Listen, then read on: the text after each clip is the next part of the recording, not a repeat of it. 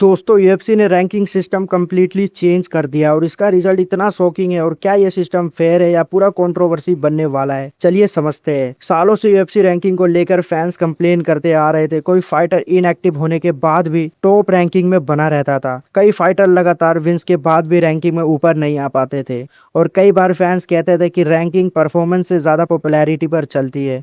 अब यूएफसी ने एक नया रैंकिंग मॉडल इंट्रोड्यूस किया है। सपोजली सिर्फ रिजल्ट्स और परफॉर्मेंस को वैल्यू करेगा।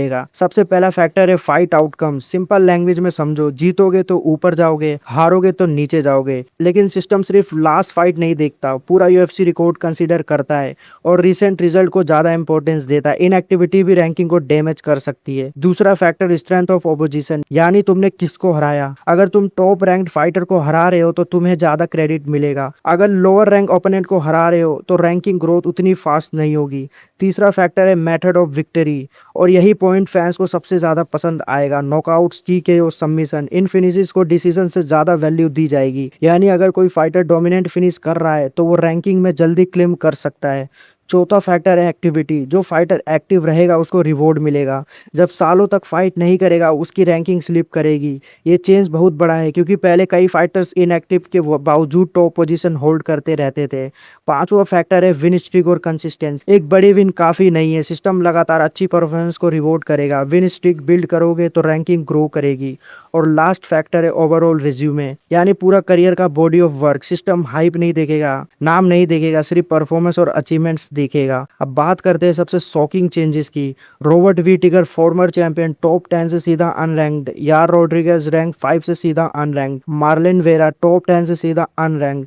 रिनर डी रीडर टॉप 8 से सीधा 15 पे। यान ब्लैकोविच टॉप 4 से सीधा 15 पे। ये चेंजेस दिखाता है कि सिस्टम इनएक्टिविटी और रिसेंट परफॉर्मेंस को कितनी इंपॉर्टेंस दे रहा है। लेकिन दूसरी तरफ कुछ फाइटर को ह्यूज बूस्ट मिला है। Jamahal Hill rank 1 spot above Khalil Rountree. Joaquin Buckley rank above Kamaru Usman. Carlos Prates rank 1 spot above Ian Machado Garry. Pat सवनी अनरैंक से रैंक 7 पर। नथनिल वुड अनरैंक से सीधा रैंक 4 पर। मार्कस मैकगी रैंक 15 से सीधा रैंक 9 पर। और सबसे इंटरेस्टिंग बात, एलेक्स पेरेरा अनरैंक से सीधा रैंक 4 पर आ गया हैवी वेट में। इसका मतलब यूएफसी का नया मॉडल नाम से ज्यादा रिजल्ट को इंपॉर्टेंस देने की कोशिश कर रहा है। लेकिन अब बड़ा सवाल यह है, क्या ये सिस्टम परफेक्ट है? मेरे हिसाब से परफेक्ट नहीं है, लेकिन पुराने सिस्टम से ज्यादा लॉजिकल लगता है। क्योंकि फैंस का सबसे बड़ा कंप्लेंट यही था कि रैंकिंग रियलिटी को रिफ्लेक्ट नहीं करती। अब कम से कम यूएफसी कह रहा है कि रैंकिंग हाइप से नहीं, परफॉर्मेंस से डिसाइड होगी। और ऑनेस्टली दोस्तों, जितने शॉकिंग ये चेंजेस दिखते हैं उतने शॉकिंग शायद है नहीं।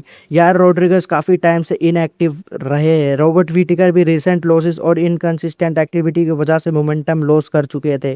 तो अगर यूएफसी का नया रैंकिंग सिस्टम सच में एक्टिविटी, रिसेंट परफॉर्मेंस को इंपॉर्टेंस देता है तो इन चेंजेस के पीछे लॉजिक समझ आता है। मेरे हिसाब से ये रैंकिंग सिस्टम परफेक्ट नहीं है, लेकिन पहली बार ऐसा लग रहा है कि यूएफसी नाम और पॉपुलैरिटी से ज्यादा एक्चुअली रिजल्ट्स को रिवॉर्ड करने की कोशिश कर रहा है। क्या ये सिस्टम कंसिस्टेंटली फेयर रहेगा या फिर कुछ महीनों बाद फिर से फैंस रैंकिंग पर सवाल उठाएंगे? कमेंट में बताओ, नया यूएफसी रैंकिंग सिस्टम एमएमए के लिए एक पॉजिटिव चेंज है या नहीं, और सबसे ज्यादा शॉकिंग रैंकिंग मूव अप कौन सा लगा?